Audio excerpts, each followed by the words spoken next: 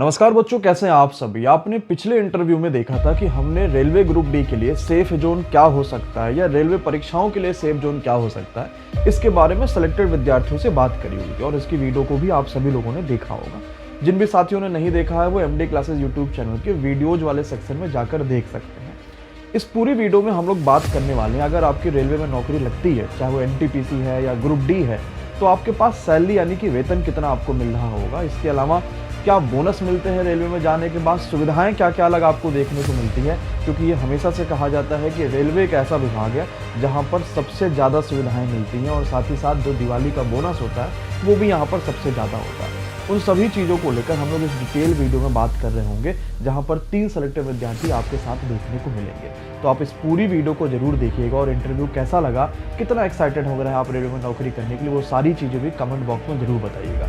चलिए तो शुरुआत करते हैं शानदार इंटरव्यू को। तो साथियों, आज हम लोग के साथ एनटीपीसी 2019 से सिलेक्टेड 3 साथी जुड़े हुए हैं जो जिनकी पोस्टिंग लखनऊ में ही है। हम एक एक करके एनटीपीसी में हर एक चीज़ के ऊपर बात कर रहे होंगे कि एनटीपीसी में जब आपकी ज्वाइनिंग होती है तो किस पोस्ट पे आपको काम क्या करना होता है, कहाँ कहाँ आपकी ज्वाइनिंग किस तरह से देखने को मिलती है। इसके अलावा आपको पता है कि अभी हाल ही में ग्रुप डी के फॉर्म भी शुरुआत हो रहे हैं, तो ग्रुप डी में भी आपको किस तरह से चीज़ें देखने को मिलेंगी, कौन सी पोस्ट सबसे ज़्यादा बेहतर है बच्चों के लिए या खास करके लड़कियों के लिए सबसे बेहतर एनटीपीसी या ग्रुप डी में क्या हो सकता है, इन सभी पर भी हम लोग डिटेल में बात करेंगे। तो एक एक करके आपको सभी से मिलाते हैं। तो हमारे साथ सबसे पहले हरदेश, जिनकी ज्वाइनिंग एनटीपीसी 2019 वाले से हुई है, लखनऊ में अभी ये पोस्टेड है। तो हरदेश, आपका जो है वो पोस्टिंग किस पोस्ट पर है? मैं सर यहाँ पे लेवल 2 वाली पोस्ट पे हूँ। लेवल 2 पर है, स्टोर में? हाँ, स्टोर डिपार्टमेंट है मेरा।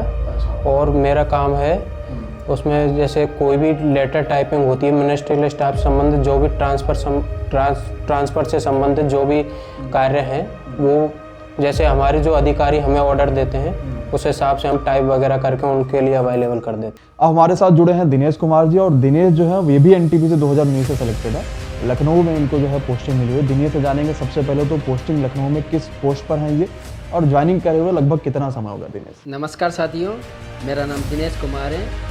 मैं आरआरबी एनटीपीसी 2019 वाली भर्ती से सिलेक्ट होकर आया हूँ और अभी कलर कम टाइपिस्ट जो मिनिस्ट्रियल स्टाफ होता है रेलवे का, रेलवे मंत्रालय का, उसमें चारबाग जो वर्कशॉप है उसमें मैं कार्यरत हूँ। तो इसी के साथ हमारे साथ जुड़े हैं चेतन, जिनकी भी ज्वाइनिंग एनटीपीसी 2019 वाली भर्ती से और अभी ये लखनऊ में पोस्टेड है। चेतन से जानेंगे किस पोस्ट पर अभी इनकी ज्वाइनिंग है और साथ ही साथ काम क्या होता है इस पोस्ट। नमस्कार दोस्तों, मैं जूनियर क्लर्क में स्टोर डिपार्टमेंट में लखनऊ में कार्यरत हूँ। जो इसमें स्टोर डिपार्टमेंट आपका और आपका सेम ही है? सेम ही है, ठीक है। तो काम भी पूरी तरीके से लगभग सेम ही है कि अलग कुछ है? लगभग सर इसमें पोस्ट अलग मतलब होता जूनियर क्लर्क ही है। काम जैसे मैं अगर डिपो के अंदर बोलेंगे तो मेरा काम लेजर कीपर का है, उनका काम कॉन्फिडेंशियल है। तो मेरा काम जैसे लोगों को कोई मटेरियल चाहिए तो उसका स्टोर का काम हमारा मेन रहता है। कोई भी मटेरियल होता है रेलवे का, उसका स्टोर कीपिंग का काम रहता है। तो अगर जो भी कोई डिमांड जनरेट करनी होती है, मटेरियल प्रिक्योरमेंट का काम होता है, मटेरियल प्रिक्योर करना है तो उसको हम 3 महीने 4 महीने या 2 महीने पहले आइटम मंगवा के रखते हैं। तो उसमें डिमांड जनरेट करने का काम मेरा रहता है। अच्छा, अगर एनटीपीसी में बात करेंगे तो अभी लेवल 2 में सैलरी का कितना चल रहा है, आपकी सैलरी कितनी जा रही है? जैसे अभी जो लेवल 2 वाले होते हैं वो उनका पे ग्रेड होता है 1900 पे ग्रेड, है ना, जिसका बेसिक शुरू से होता है 19,900, लेकिन फिर इंक्रीमेंट लग गया अभी हमारा तो 20,500 है ना, मतलब बेसिक। फिर बेसिक पे डीए टीए एचआरए वगैरह सब जोड़ के, हाउस रेंट वगैरह सब जोड़ के अभी जो जूनियर क्लर्क की जो वो नौकरी है उसमें 33-34 हज़ार रुपये बनती जा रही है ना। लेकिन अब 11 महीने बाद हमारा प्रमोशन हो जाएगा। मतलब इसमें सबसे बेस्ट काम है प्रमोशन का। और सैलरी में जैसे प्रमोशन होगा तो सैलरी में भी इंक्रीमेंट होगा। जैसे रेलवे की इसमें लेवल 2 में है तो 2 साल में आप लेवल 5 में पहुंच जाओगे डायरेक्ट, लेवल 2 से लेवल 5 में। अच्छा। वरना जो टेक्नीशियन वगैरह होती है जिसमें से आप 1900 पे ग्रेड से 2400 में जाते हैं, फिर 2400 से जाने के बाद में 2800 में जाना पड़ता है। लेकिन इसमें डायरेक्ट 1900 से डायरेक्ट 2800 में प्रमोशन हो जाता है। फिर 2800 के बाद में आपका प्रमोशन होता है 4200 लेवल 6 के लिए 2 साल में। अगर आप वर्कशॉप में हैं तो आपका जल्दी प्रमोशन होगा। अगर आप डीआरएम ऑफिस या हेड क्वार्टर में लग गए, किसी स्टेशन पे लग गए, तो वहाँ पे एम्प्लॉय की संख्या ज़्यादा होती है, तो वहाँ पे आप सीनियरिटी में ऊपर नीचे कहीं पे भी हो सकते हो, तो वहाँ थोड़ा प्रमोशन स्लो होता है फिर 4200 के बाद। हाँ, जहाँ ज़्यादा एम्प्लॉय वहाँ प्रमोशन थोड़ा प्रमोशन कम होगा, और जहाँ एम्प्लॉय कम है तो वहाँ प्रमोशन ज़्यादा होगा। फिर जैसे हमारा वर्कशॉप में 4200 के बाद में 2 साल में फिर 4600 में हो जाता है, मतलब वही लेवल 7 में। फिर लेवल जिसमें बोलते हैं अपन मुख्य कार्यालय अधीक्षक, चीफ ऑफिस सुपरिटेंडेंट।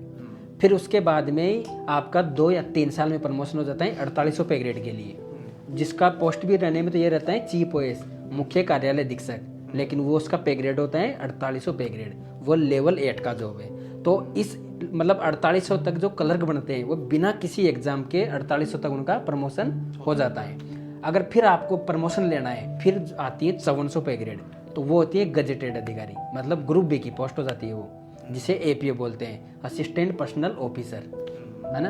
तो उसके लिए तो वैकेंसी निकलती है जीडीसी की, जैसे वो आपके डिवीजन में वो कोई वैकेंसी आ गई तो उसमें फिर वो जैसे अपन नॉर्मल एग्जाम देते हैं ना कि एग्जाम देंगे, फिर कंपटीशन होगा, उसमें कट ऑफ निकलेगी, तो फिर उसके बाद तो प्रमोशन उस हिसाब से होता है। हाँ, जीडीसी का मतलब हो गया डिपार्टमेंटल एग्जाम है वो हर जोन में अपना डिपार्टमेंटल एग्जाम निकलता रहता है, 2 साल 3 साल के अंतर पे निकलता रहता है।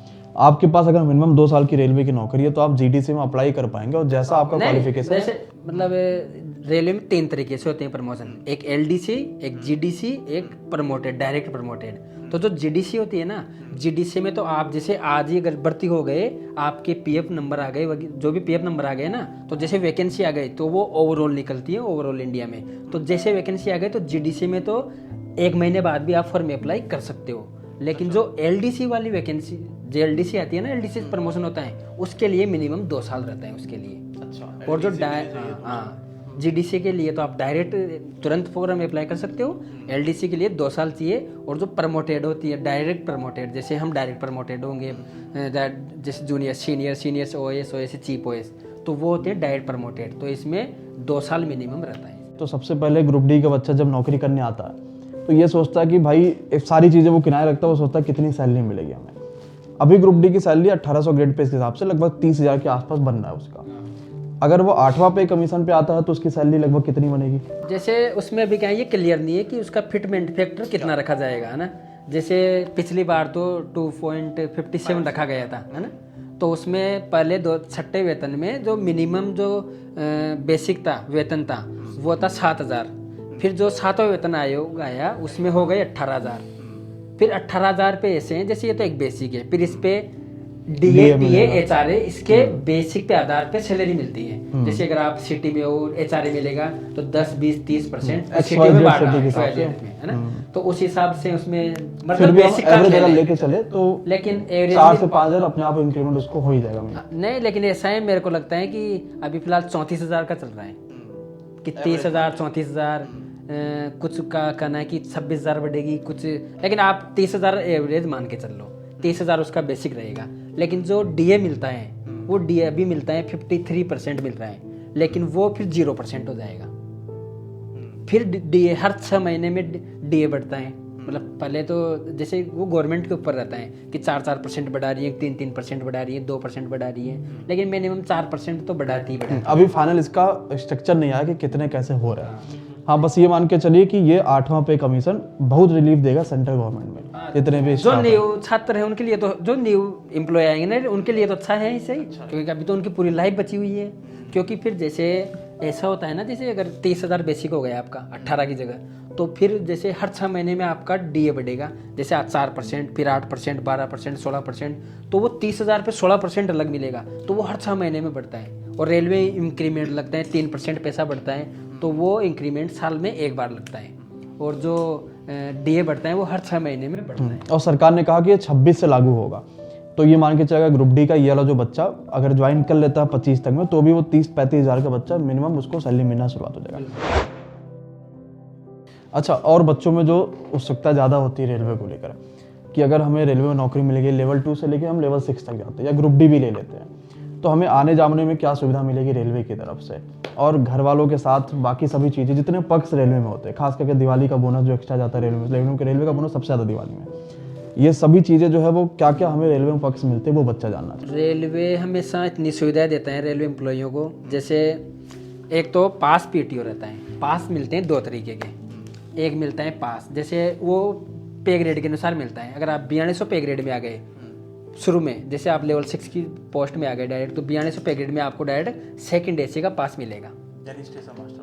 जैसे स्टेशन मास्टर हो गया या टीटी हो गया, वो दैट सीटीआई, डिप्टी सीटीआई वाला, तो उसमें आपको सेकंड एसी का पास मिलेगा। लेकिन वो पास ऐसे होता है जैसे 5 साल नौकरी करते हैं ना, उसमें एक पास मिलता है, एक आने का और एक जाने का। एक साल में एक पास, 5 साल तक एक साल में एक पर्सन के लिए एक पास खाली, मतलब अपनी पूरी फैमिली के लिए, जैसे जो अपने ऊपर डिपेंडेंट के लिए, जैसे अपनी वाइफ हो गई है ना, वाइफ। अच्छा, माँ बाप नहीं लेते हैं। रेलवे की सबसे मिस्टेक यही है। अच्छा। सबसे बड़ी गलती रेलवे की यही है, जैसे अगर पिताजी नहीं है तब माताजी को ले लेते हैं, लेकिन जब पिताजी होते हैं ना तो फिर माताजी पिताजी दोनों बाहर रहते हैं। वरना रेलवे में आपको इलाज फ्री मिलेगा। अपने आप कितना ही बड़ा चाहे से, अब रेलवे में तो एक और नया शुरू कर दिया कि आप रेलवे मतलब जो बाहर के प्राइवेट हॉस्पिटल कितना ही बड़ा हो उसमें भी आप इलाज करवा सकते हो। पूरा पैसा रेलवे देती है, रेफरल करवाना होता है उसमें आप करवा सकते हो इलाज। पास मिलता है जैसे 5 साल तक, तो हर साल में एक पास मिलता है। और जो एनटीपीसी वाले जो छात्र हैं 1900 पे ग्रेड से ऊपर वाले 1900 और 2800। अच्छा, एक पास मिला, लेकिन हम उसमें चाहे तो कितने भी आदमी ले ले, जो डिपेंडेंट हमारे ऊपर है, वाइफ ले लिया, बच्चे ले लिया। और फिर मिलते हैं 8 सेट पीटीओ के। अच्छा, मतलब 4 आने के 4 जाने के, फुल तो 4 सेट रहते हैं। तो उनमें ऐसा रहता है जैसे 1/3 किराया लगता है। जैसे 900 का टिकट होगा तो आपके 300 रुपये लगेंगे। लेकिन फिर भी अपना आदमी बातचीत करके चीजें मैनेज करके काम कर लेते। नहीं, जैसे रेलवे का अगर एम्प्लॉय है कहीं जा रहा है, तो जैसे भाई स्टाफ से हो तो मतलब वो कोई दिक्कत नहीं है, मतलब वो आ जा सकते हैं इजीली, कोई दिक्कत नहीं है। मतलब कहीं पे भी घूम सकते हो ऑल इंडिया में, कोई वो नहीं है। हाँ, लीगल नहीं है, लेकिन हाँ ये है कि भाई, और वैसे नॉर्मली हर जॉब में होता है भाई, कोई आदमी पुलिस है तो दूसरा आदमी स्टाफ बोल के जो है आपको अपना वो गाड़ी निकाल देता है। डिपार्टमेंट टाइप में कि वाइट डिपार्टमेंट। और आपको अपने बच्चों की शिक्षा के लिए अलग पैसा देती है। अगर आपके 2 बच्चे हैं तो 33,000 रुपये एक बच्चे पे मिलते हैं, तो 66,000 रुपये हर साल स्कूल की फीस के मिलेंगे। हर साल एक बच्चे पे 33,000 डिपेंड करता होगा। नहीं, ये सभी के लिए अच्छा, अगर 33,000 ग्रुप डी में भी तो 33,000 रुपये मिलेंगे। अच्छा, एक तब तो ग्रुप डी कहेगा हमारी सैलरी जो है वो कैसे वो बच्चे की मतलब एक साल में एक बार मिलेगा ना। हाँ, वो पर बच्चा जो 1 साल जब वो पढ़ाई का हो जाता होगा, 5 साल 7 साल कुछ ऐसा होता होगा। शिक्षा तो सबको एक ही जैसी चाहिए सर, ग्रुप और फिर जैसे उसमें अगर आपका बच्चा है जो बाहर आपसे दूर रह के किसी हॉस्टल में रह रहा है, तो 75-80,000 रुपये उसके अलग मिलते हैं साल के। और 2 बच्चे हैं तो दोनों बच्चे के अलग मिले, मतलब 2 बच्चों तक सुविधा रेलवे प्रदान करती है। बाकी आपका अगर बच्चा कोई IIT कर रहा है या बीटेक वगैरह कर रहा है, मतलब हायर एजुकेशन MBBS करना चाहता है, तो उसके लिए डोनेशन अलग से रेलवे देती है। मतलब ये है कि जब आप फॉर्म भरिए ग्रुप डी का, तो ये जरूर देखिए कि हमारे आसपास या हमारे जोन में वैकेंसी क्या, ऐसा तो नहीं है कि बहुत ज़्यादा अगर डिफरेंस नहीं आया तो अपने आस ही पास भरिए, ताकि जब नौकरी लगे तो आपके लिए वहाँ पर चीज़ें आसान हो। कि आप घर के आसपास रहेंगे तो अलग भौकाल भी रहता है कि भाई चलो घर के आसपास नौकरी है, आ जा रहे हैं, कम से कम घर वाले लोग जानते हैं कि हाँ चलो ठीक है सब चल रहा है। इसमें म्यूचुअल ट्रांसफर इजीली हो जाता है। अगर कोई बंदा पास में मिल रहा है तो म्यूचुअल ट्रांसफर, लेकिन उसका कोई टाइम पीरियड होता होगा नहीं, ना। जैसे इसमें आप मतलब अगर अपने स्टेट में भी ना देखो तो उन्हीं स्टेट में देखो जो अपने स्टेट के टच में है। जैसे आप यूपी से हो तो जैसे आपने राजस्थान वाले से भर दिया, इधर दिल्ली टाइप से भर दिया, इधर जो भी अपने अपने नजदीक है ना स्टेट, इलाहाबाद, गोरखपुर, ये सब चीजें कहीं आस-पास बढ़ना चाहिए। मतलब आप 500 किलोमीटर 600 अच्छा, किलोमीटर। म्यूचुअल ट्रांसफर का कोई लिमिट है कि आप 2 साल 3 साल कम से कम करो फिर ऐसा? नहीं, अच्छा, म्यूचुअल ज्वाइन करते ही लगा सकते हो। म्यूचुअल ट्रांसफर में PF नंबर आ गया, PF नंबर आते हैं। जैसे म्यूचुअल ट्रांसफर का तो ये है जैसे अपना हो गया, मतलब जैसे ज्वाइनिंग हो क्योंकि गई, म्यूचुअल ट्रांसफर का काम आप ही के पास आता जाता। हाँ मतलब क्लर्क का ही काम होता है ना, मतलब ट्रांसफर वगैरह देखना। तो म्यूचुअल ट्रांसफर में जैसे तुरंत ज्वाइनिंग हो गई, ज्वाइनिंग होने के बाद PF नंबर आ गए, PF नंबर आते आप तुरंत ऑनलाइन वो म्यूचुअल ट्रांसफर लगा सकते हो। हाँ, पहले ऐसा था ऑफलाइन लगता था तो काफ़ी समय लग जाता था। आजकल तो जैसे मेरे को जाना है, जैसे यहाँ से भोपाल जाना है, भोपाल में तो मैं दैट भोपाल का म्यूचुअल ट्रांसफर नहीं मिल रहा, तो जैसे मैंने यहाँ से लगा दिया मतलब कोटा डिवीज़न में, तो कोटा डिवीज़न में ज़्यादा से ज़्यादा आपका रहता तो वो है कि 180 दिन का कुछ गए वो रहता है मतलब इसमें। लेकिन आपका 2 से 3 महीने में अगर आप मतलब 3 महीने में तो मिनिमम आपका ट्रांसफ़र हो जाता है। किसी की जगह 5-6 महीने भी लग सकते हैं, लेकिन 3-4-5 महीने में आपका म्यूचुअल ट्रांसफ़र हो जाता है। फिर जैसे आप कोटा से फिर आपको मिल रहा है भोपाल का, तो फिर भोपाल से ले सकते हो। मतलब म्यूचुअल ट्रांसफ़र तो ज्वाइनिंग होते ही कर सकते हो और कितने भी म्यूचुअल ट्रांसफर लगा सकते हो। Time boundation sir on request लगाने में टाइम उसमें बाउंडेशन 5 साल मिनिमम सर्विस नहीं, उसमें भी 2 हैं। 2 साल ऑन रिक्वेस्ट में भी इंटर रेलवे इंटर डिवीजन, जैसे इंटर रेलवे हो गया कि एक जोन से दूसरे जोन में, तो एक जोन से दूसरे जोन में जाने के लिए मिनिमम 5 साल लगते हैं। जैसे एनआर है, एनआर में जैसे में लखनऊ है, इधर मुरादाबाद है, दिल्ली है, ये सब एनआर के हैं ना।